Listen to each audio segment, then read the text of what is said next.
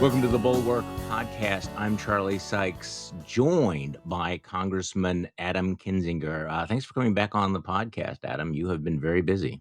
Hey, it's good to be with you, and we got a lot to catch up on, and I don't miss you any day, so I hear everything you have to say, so I'm all Oh, that's caught good. up on the Charlie Sykes Bulwark time. Oh, geez. Okay, I'll try not to repeat myself then. It's kind of rude to start this way because it's always rude to talk about a party that you weren't at, and I'm just guessing that you were not down at Mar-a-Lago for the big Dinesh D'Souza movie premiere party last night. Surprising I You wasn't. weren't No, there. I couldn't make it. Just as we're starting this, I'm reading the account in Mediaite, the star-studded premiere screening of this conspiracy theory movie by convicted felon Dinesh D'Souza. It was held, of course, at Mar-a-Lago, and it was like a parade of conspiracy theorists, and they all Mhm. posted pictures of themselves. This is why we know about it. So you have Matt Gaetz is there, Michael Flynn is there, Marjorie Taylor Greene is there, Jenna Ellis is there. Bernie Carrick, another convicted felon, there. Rudy Giuliani was there. Lara Logan, who the hell knows what, was there. Kyle Rittenhouse, Jeez. yeah, You was know, there. Wait, I'm not done yet. okay, Andrew please. Giuliani, Dan Bongino, Dave Rubin, and of course Dinesh D'Souza. They were all there. It was like this huge magnet, drawing in all of the conspiracy theory wacko grifter, filings. Look, okay, I'm gonna try. So if I could take one person in that entire list that's like, okay, this is the new kind of celebrity on the far right. Yeah. So my theory is, they used to say politics and Hollywood politics is Hollywood for ugly people. Yes. And what I came to realize though is I think there was just this like deep demand to be part of Hollywood. They could never make it. And so you have like a shadow Hollywood now. And this is shadow Hollywood. And so to me, like the person that embodies kind of that showman thing is Dan Bongino because that guy came out of nowhere. He is worshipped like Dan friggin' Bongino. Okay, got it. The thing with Kyle Rittenhouse, and so that's what that whole Mar-a-Lago thing is. It's like, how do we come worship ourselves? How do we come put ourselves on a pedestal and feel good? It's like this kind of circular squad of dopamine reinforcement. But the Rittenhouse thing, I mean, look, this is a kid Mm. that is probably gonna struggle someday when he actually kind of grows up with what he did. Look, I'm a believer that he was probably technically right to Mm. be, let off in self-defense. But the stuff that led up to it, a guy leaves Illinois basically with an AR to go up and look for trouble. I mean, that's not the kind of thing, even if it was a more straight, legitimate self defense shooting, it's going to haunt you. And they have allowed him basically to put all that aside to suppress it. They are using this kid. And whether you love or hate Kyle Rittenhouse, this is not going to be good long term for him. And it's just, This is an I, interesting point. I mean, I was going to make some snarky comment about you can tell it's the pro-life party because they have to have Kyle Rittenhouse there. I mean, that's a good one too. whether it's Yeah. self-defense or not, he did kill. He took two human lives. He killed two people, but he's a Yep. kid. He clearly has other issues, and the point you're making is really important. It's the way this world exploits people. It takes people who are deeply flawed and troubled, and then it just shoves them onto center stage, into the spotlight, and what a surprise that so many of them melt down or have these terrible experiences. And I'm thinking of somebody else I'm going to bring up in just a moment, but you're right.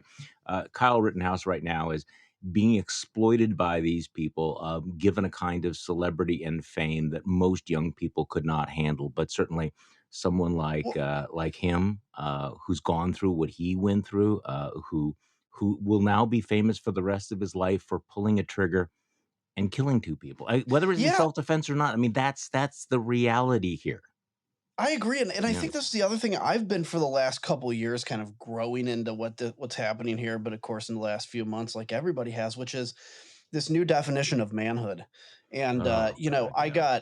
I got choked up at the January 6th hearing, and that's kind of like the everlasting meme from the far right is that I cried. And Mhm. so, I'm not a man, that doesn't bother me, just so you guys know. Right, It right. doesn't bother me.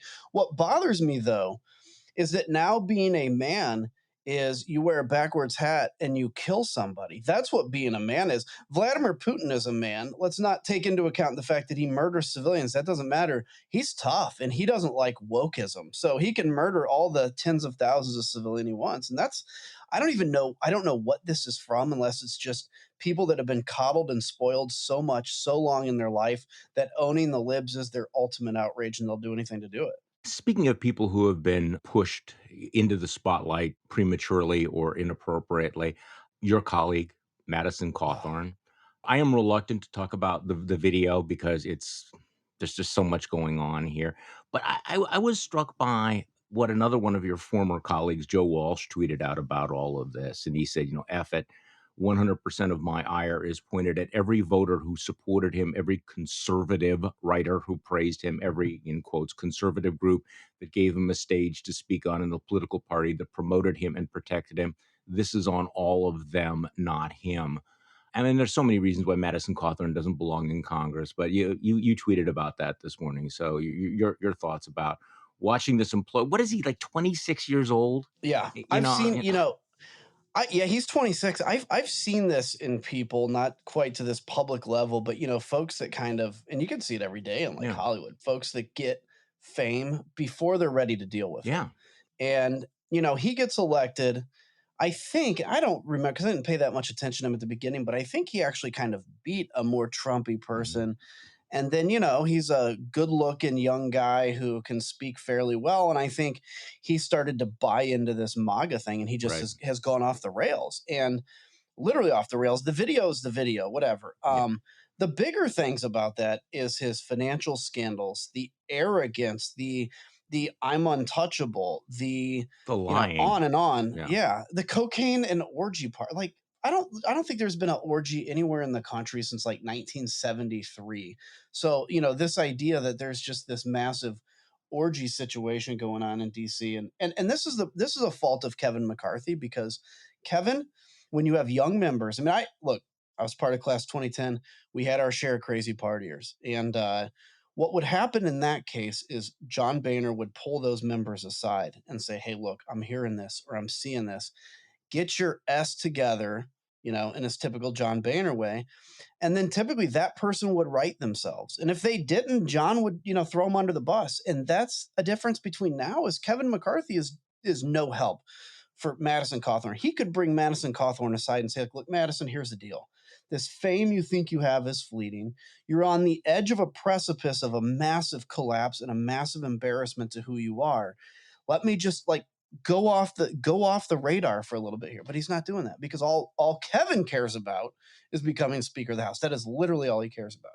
Okay, I agree with everything you just said, but I guess the question is whether or not we live in an era in which any speaker has the power to do that, because they used to be the elected officials were the center of power, but now, Madison Cawthorn or Marjorie Taylor Greene can just run out of the room and go on Twitter or reach out on social Yeah. media to their followers, raise millions of dollars by playing the victim. I mean, are we in an era where it's impossible to discipline somebody like a Marjorie Taylor Greene or a Madison Cawthorn? I'm gonna come back to her in a minute, but Yeah, I mean, it may be. Look, like, so Kevin is, if he was speaker, it's a little different because his yeah, power base is with a 218 votes.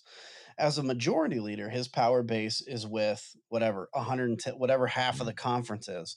That's all you need to maintain your power when it's just within your party. The problem is he's not playing to stay in power in the party. He's playing for future I say, speakership. So now, if you're trying to herd cats, 218 of them, it's a very different game. yeah, I mean, just people that do the math. Let's say the Republicans do take the House, and let's say that for the sake of argument, they have 230 votes.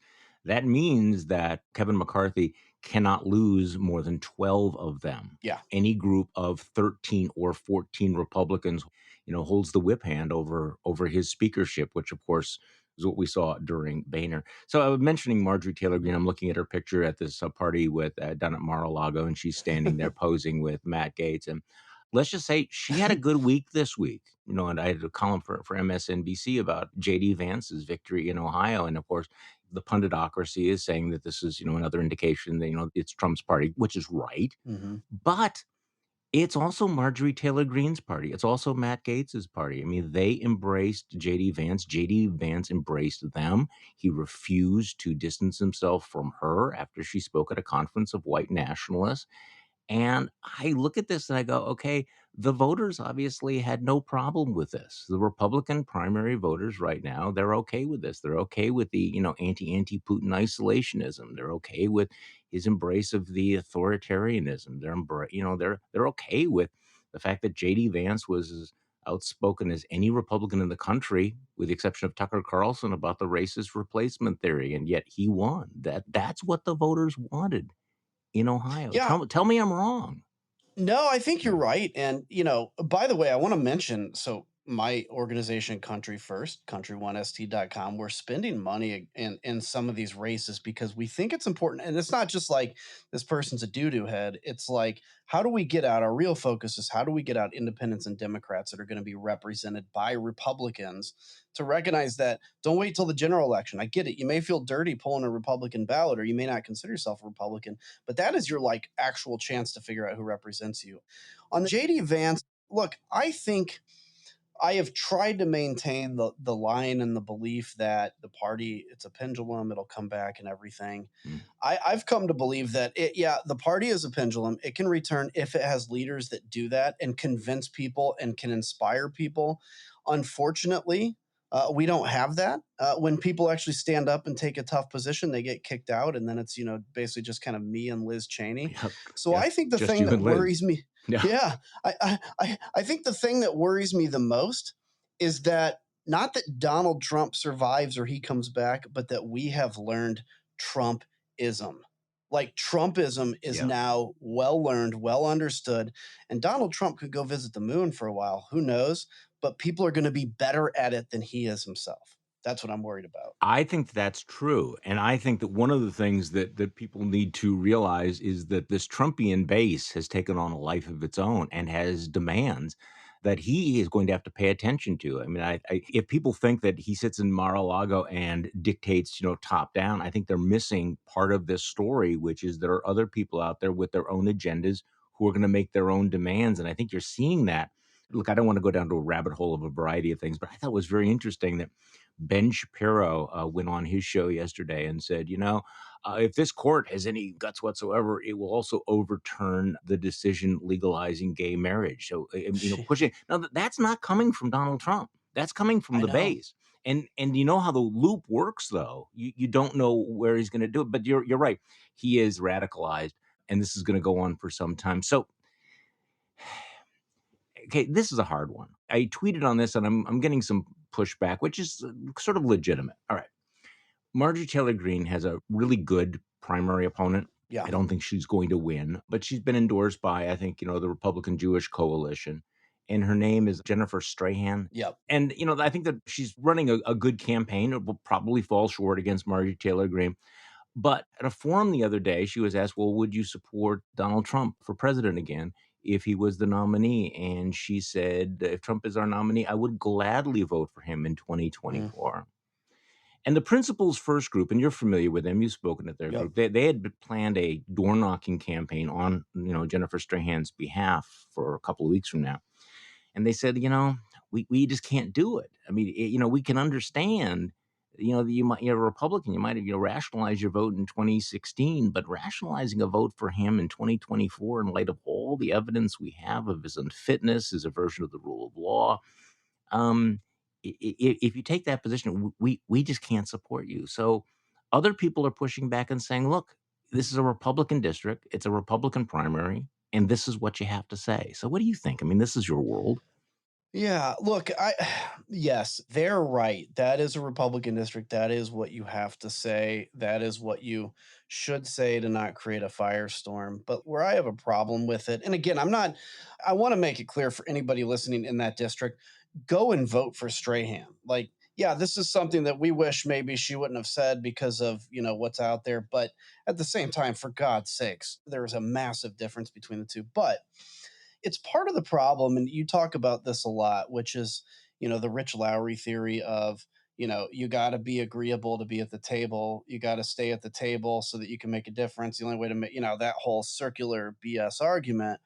And it's kind of where we're at in politics, which is everybody is waiting for a Jesus or some amazing figure to come along, save the Republican Party on a white horse, and then they can take a deep breath and be like, okay, this is what I really thought. The problem is the people that are doing that, the people that are saying that, are the people that should be the ones on the white horse coming in to save the party. Hmm. It's like I mean, I don't know, and it'd be like General Patton sitting there saying, "Man, I can't wait till we have some 4-star general that comes and saves our ass in Europe," right? Like, and and that's the problem. And so, yes, you do need to stand in front of people and say, "Yeah, I'll vote for Donald Trump in 2024." The problem is you're not going to change anything when you do that, because what you're saying is these issues are more important than the defense of democracy. And there is a lot of lip service given, mainly by the Democrats, quite honestly, about this whole we all have to unite to defend democracy thing. And then they channelize and obsess about certain issues. Right. Like, I don't think they really understand that democracy is a threat. But that also happens in our kind of sanity group, too, where it's like, you've got to take the stand. And you're going to Right. lose some races, Charlie. We're going to lose some races. But you know what? The Rand Paul crazies lost races until they started winning them. So, speaking of the crazies, we have a new soundbite from Kevin McCarthy. I'm not going to play it because he goes on, but it's another one of these tape calls. I think it was on January 8th or so, where he describes Trump's behavior on January 6th as atrocious. We know the rest of the story. Can you just give me a sense, though, where we're at now? Since you and I have talked last with the January 6th committee, public televised hearings, presumably next month. Just give me your sense of where we are at in terms of getting the whole picture, the whole truth. I will. I want to first give you a quick role play of Sure. any Kevin soundbite you hear. So, Charlie, I'm Kevin. Now, I can't do his voice well, so Okay. just bear with me on that. Okay. Charlie, I'm Kevin. Do you like Donald Trump? No, I'm Charlie. I don't like Donald Trump. Yeah, me neither. I don't like him. And I'll tell you what, I'm just getting close to these guys because this is how we take them down. Okay, set two.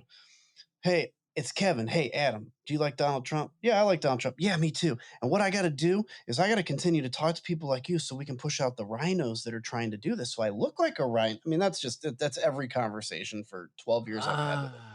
So But it's hard when everyone hears what you're saying on the private phone calls, right? This is awkward for him. that's right. I don't like the idea of leaking private conversations, but let's put that aside and say this is rich because everybody gets to see it. I've heard him say these exact same things. I might have been on some of these calls. I don't know. It's been a Mhm. couple years.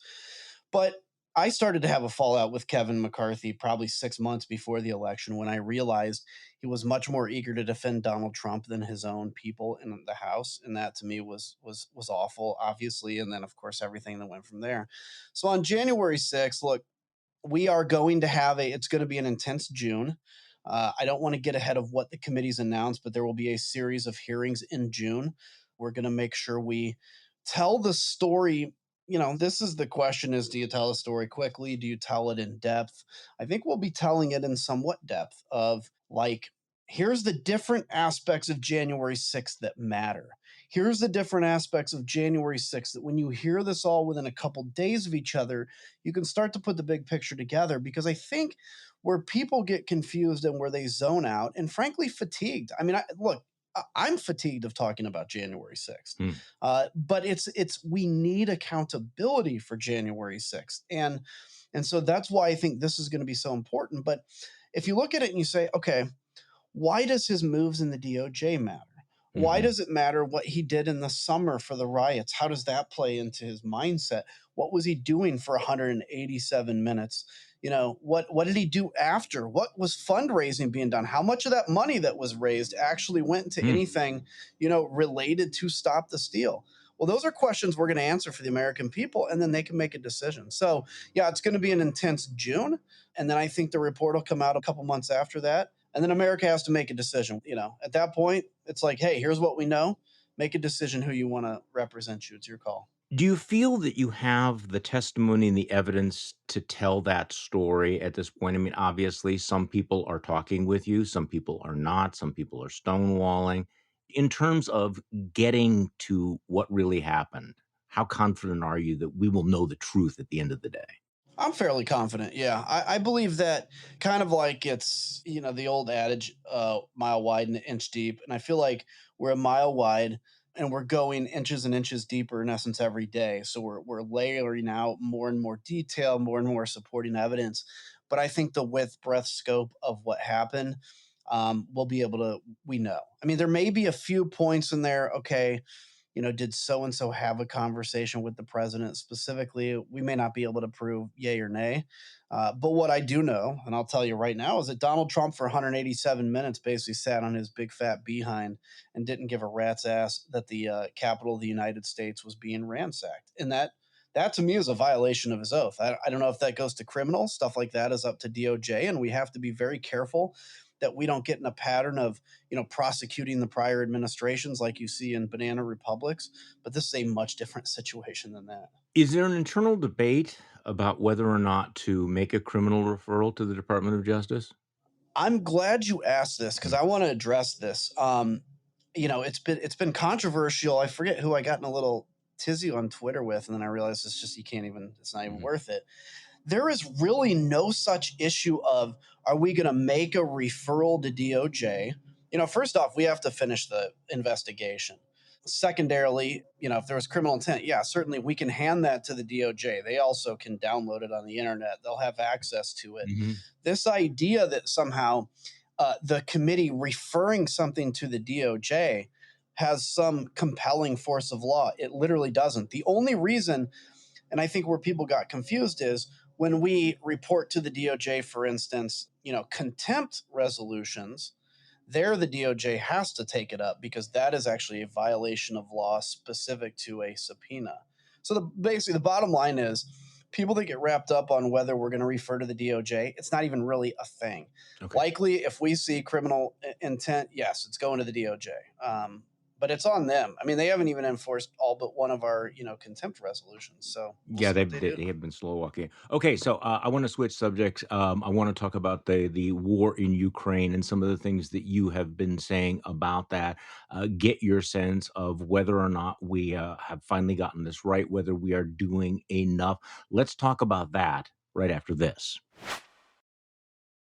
Hey, gang, I just wanted to drop in to say thank you for joining me here each weekday. And also, I want to give a shout out to our Bulwark Plus members who help to underwrite this show and keep everything we do at the Bulwark sustainable. You might think that a Bulwark Plus membership is all about our newsletters like my daily morning shots, but really, Bulwark Plus membership is about a lot more than that. We're building a community of independent minded, concerned patriots who value democracy and the truth. We make most of what we do free and accessible by everybody because you can't help save democracy from behind a paywall. But we do have some great member only benefits that I'd like to share with you. Because in addition to our newsletters, members have commenting privileges and also have access to ad free versions of this show and all of the podcasts in the Bulwark Network, like Sarah Longwell's Focus Group podcast and Mona Charon's show, Beg to Differ. And there's the Thursday Night Bulwark, a live video broadcast that we host for members each week on Zoom. You can give Bulwark Plus membership a try for the next 30 days for free. Simply go to thebulwark.com/Charlie to claim your free trial today. That's thebulwark.com/Charlie. Thanks. Okay, we are back with Congressman Adam Kinzinger. Let's start with sort of the latest dust up. I see you're going back and forth on Twitter with General Mark Hertling over the question of whether or not Congress should pass an authorization of use of military force. His argument is that seems to get ahead of the presidential powers. You don't think that it does. So give me a sense of what you are talking about when you talk about another authorization. Yeah, so this is another area where I kind of responded to him, and then there Yeah. was. Have you ever done like you get into something and then you see like a flurry of 9 responses by the same person to you, and you're like, I can't do this. Like I just can't read it. Every So freaking day. Yes. yeah, so that's where I'm at with him. I respect him, so I don't Yeah, mean yeah, that yeah. meanly, but I just like okay, I got other things. So yeah, so I've drafted an authorization for the use of military force, which says that the president can use military force to defend, the United States interest or the integrity of Ukraine, if the use of WMD, nuclear, Right. biological, Yeah. chemical. It also says in there this does not limit the president in other circumstances, and this also doesn't compel the president if this is used to use military force. What I think is important about this and why I want to see it passed is because it sends a very strong message to Vladimir Putin that Congress considers that a very serious red line. And by the way, I know we're scared of saying red line. We should not be scared of laying this out as a red line. I mean, this is insane that we're like tiptoeing around this. Now, I'm a very strong believer on foreign policy and the strength of the presidency in that. You cannot have Ted Cruz being a commander in chief, by the way. But I also look at it and say we absolutely have a role with authorization of the use of military force. So this is actually more of a message to Vladimir Putin that Congress is very serious. And I've no, in fact, when he went off, when General Hertling then went off on his somehow getting in front of the president, it just made no sense. And but I respect him; he's wrong. You're basically seeing it as sort of, preloaded so that if this happens, the president would immediately have the authorization. So you see Yes. that's your so when you talk about a red line, this of course is the big question. Let's say that, and again, it's always dangerous hypothetically, to talk about Mhm. any of these things, that Vladimir Putin does use weapons of mass destruction. And there's been sort of vague rhetoric from the administration. Well, there would be very, very severe consequences. We would really, not tolerate that. But in your mind, if they do cross that red line, then what? Because there are people saying, well, then, Congressman, you're talking about World War III. You're talking about, what are you talking about? Are you talking about Yeah. what, attacking Russia? Are you talking about American troops? What does that red line mean? What does it mean to cross it? I think, so let's first off just say World War III I guess World War III is a mindset, like what is World War III? Because there's people in other parts of the world that have no idea or care that the war is going on. So is it really a world war? The Mhm. point is, though, yeah, if chemical weapons or nuclear or biological weapons are used, that'll be Russia's decision then to start quote unquote World War III or at least a massive war. But if we think that sitting back and either cowering or wagging our finger after a tactical nuclear weapon is used for its sole purpose of creating fear, if we think that that is somehow going to satiate this man, we have learned nothing from history. We've learned nothing from him. And Charlie, this is the important thing. And I wish I was more articulate because I want to be able to put this out in a 15-second soundbite that people can listen to in the pre World War II period, as we learn about World War II, we look back and we're like, brave men like Winston Churchill and, these clear eyed people, FDR, all this stuff and the greatest generation. Okay. None of them wanted to go to war either. Mhm. The idea of another war was completely something that politicians dare not utter. And keep in mind, we also didn't have the best, badassest military in the world at that time. But there was a point at which Pearl Harbor was attacked. We realized enough is enough, and we stood up and we did something. And there was a high price to pay for it. And the lesson from 1941 is we waited way too long until 1941 to do anything. And so that takes me back to Ukraine, where there are people that I think, look, we could talk about what the administration is doing. I think they're finally kind of where Mhm. they need to be. Um, but the point is, we need to, as Americans, start thinking through, do we want to worship the heroes of the past because we still think that's our character? And if it is our character, we have to be prepared to act. Because I'm going to tell you, if this continues and WMD is used and we don't respond or we sit back and we cower, we're going to have to do so much more, so harder in the future. Well, and of course, the point of this discussion is to deter the use of these WMDs. And I Yes. think this is one of the lessons that we're learning is that weakness fails to deter, that weakness, in fact, might encourage someone like a Vladimir Putin to go ahead and use weapons or to invade a country. And one of the lessons of the Cold War was, as crazy as it was, mutual assured destruction was not designed to mutually assure our destruction. It was designed to prevent that war, Yes. to make it Yeah. unthinkable. And so, the key is, are we doing everything possible to deter? And one of my concerns was that very clearly, at least early on, our policy was not deterring Vladimir Putin. It failed Right. to deter him. Nothing that we had done militarily or in terms of the sanctions deterred him from going into Ukraine or committing the atrocities. So the question is, what do we need to do now to deter him from escalating further, to make him pay a price for all of that? So I think that is the key point. What does real deterrence look like? It is a great question, and let me say too, on the deterrent side of things, to anybody that's out there, the Twitterati or the talking heads that are like, "This is what guys, we have to throttle back because this is what Vladimir Putin wants. He wants if he wanted this, he can do it. Vladimir Putin can have World War III like right now if he wants it, right? He can guarantee to have World War III. All he has to do is do something to a NATO territory. So if the idea is he really wants, World War III or he wants to escalate, stop it because he would have done it. Now, what he wants is you to think he wants World War III and he wants to escalate. That's what he wants. And so, in terms of the deterrence, at the beginning, yeah, I mean, I'm going to blame, you know, in a huge way, Obama. I'm going to blame Trump, obviously, and even the beginning of the Biden administration for this kind of anemic support of Ukraine. But now let's take once the war started. I think the Biden administration used intelligence brilliantly.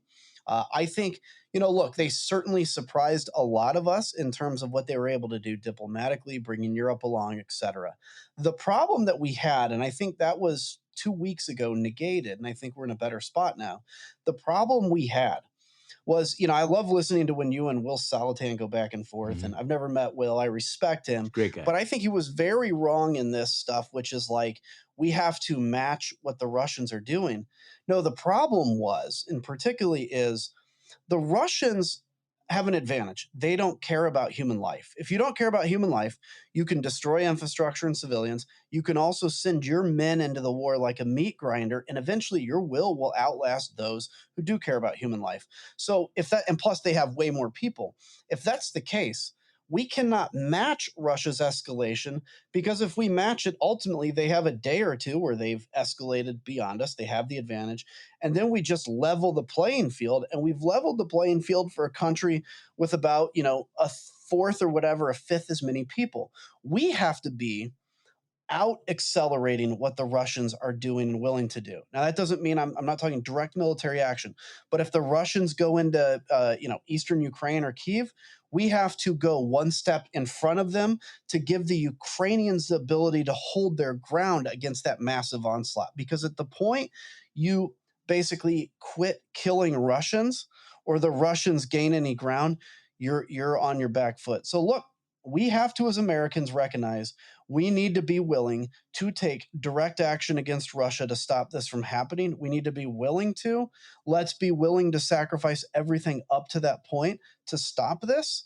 And I think that actually makes victory without U.S. or NATO troops far more possible. But if we sit back and we're going to match Russia, it's possible they could win.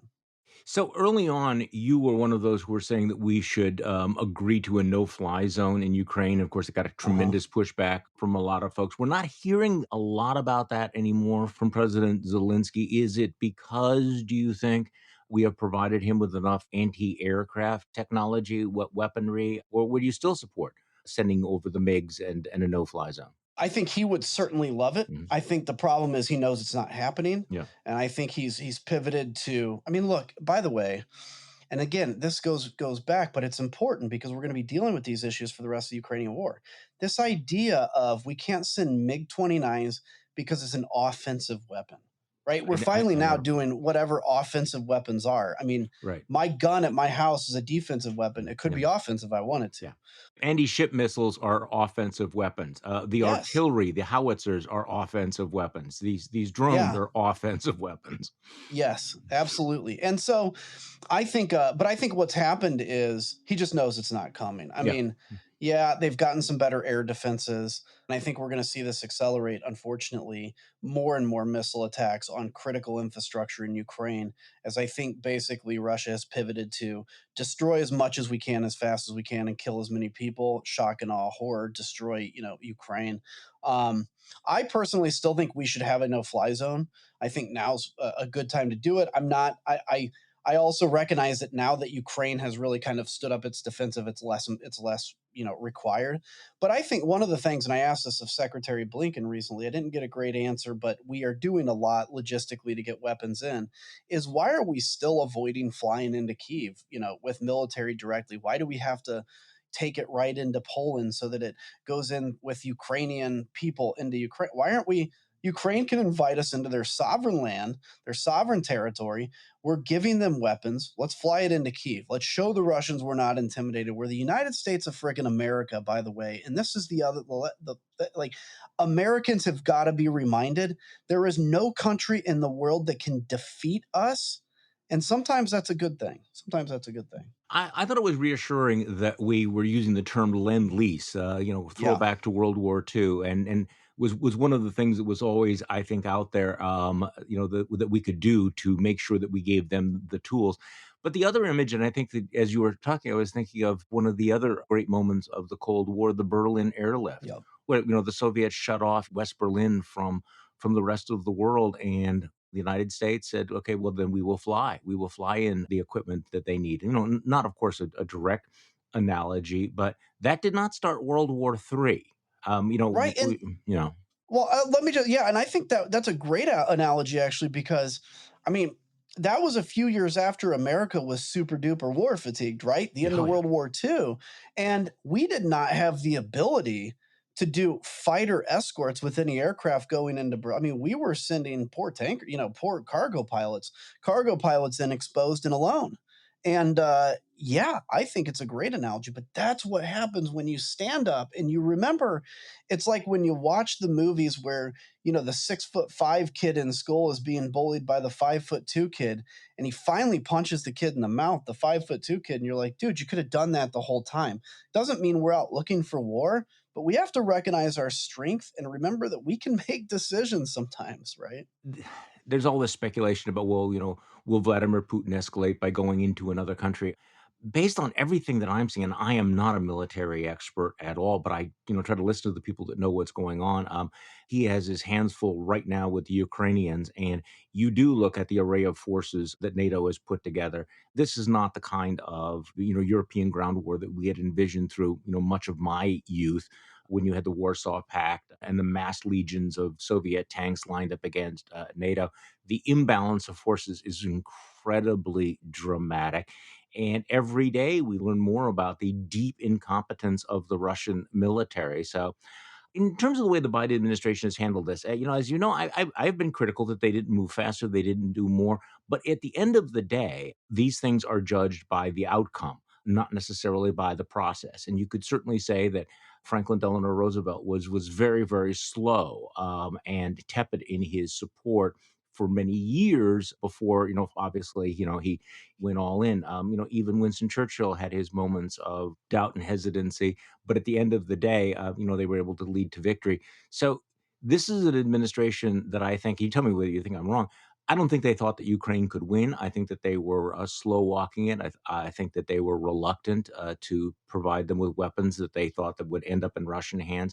But they have been evolving. They've been changing.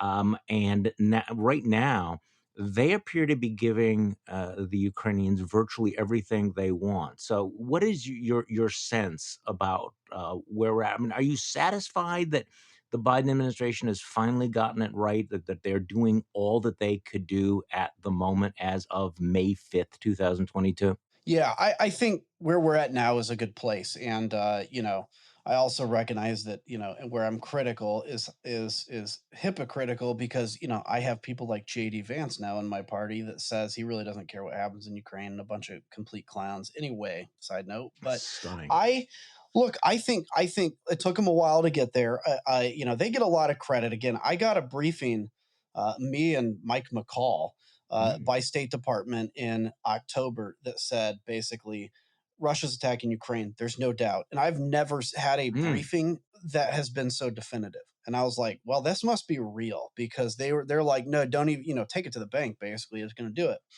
So I thought the initial reaction was good. I think when we can look back at this war and see the kind of intelligence sharing or other assets maybe we had in place, that's going to be a good story. I think 2 or 3 weeks ago there was a clear-eyed understanding that we have to now unleash the at least the we have to be the arsenal of democracy again. I was at the McCain Institute forum in Sedona this weekend. I heard General Milley talk.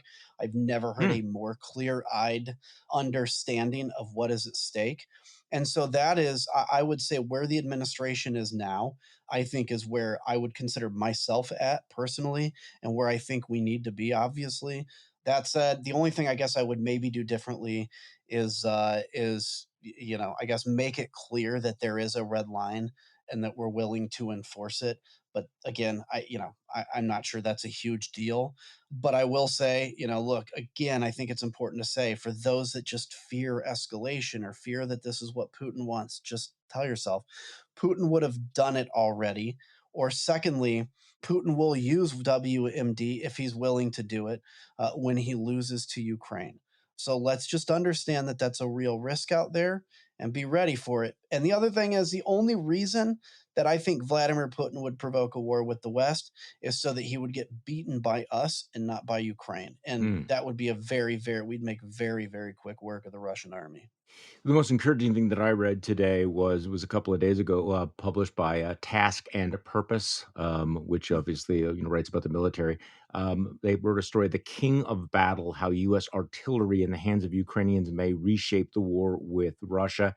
The 90 howitzers, M777 howitzers, the United States is providing Ukraine will not only make it more difficult for the Russians to move out in the open, but the guns could also support a future Ukrainian offensive to reclaim Russian-occupied parts of the country, experts told Task and Purpose. So, there are, it's been slow. We've been waiting on them, but they now appear to be there and deployed, and this could make a huge difference. I don't think that this was something that Vladimir Putin was anticipating when he launched this war. He certainly wasn't. He certainly wasn't. And I got to tell you, the interesting thing here, Charlie, is, we've been fighting war kind of the same way since Iraq and Afghanistan, massive kind of opening explosions, aircraft delivering weapons, the whole nine yards. You are starting to see a sneak peek into future warfare. And the hint is it's drones. It's drones, drones, Hmm. drones, more drones, technology. We're always going to need tanks, by the way, and artillery pieces. But man, if you're a general, I'm going to be looking out for that drone. And I want to say this to because I know there's a lot of important people that listen to this, a lot of decision makers. This is why a big military budget matters, because we need to be leading the world in drone technology. Because otherwise, for me as a lieutenant colonel, if I'm on the battlefield and I know the other side has a more microscopic lethal drone than we do, I'm going to be pretty scared. I'm going to be scared to expose myself. This is why, ladies and gentlemen, we got to spend the money. If we want to pay the military well, you have to raise the budget caps every year because pay goes up every year. And that's why this stuff matters. Adam Kinzinger, thank you so much for coming back on the podcast. We always appreciate it. You bet. Anytime. The Bulwark podcast is produced by Katie Cooper with audio production by Jonathan Siri. I'm Charlie Sykes. Thank you for listening to today's Bulwark podcast, and we'll be back tomorrow to do this all over again.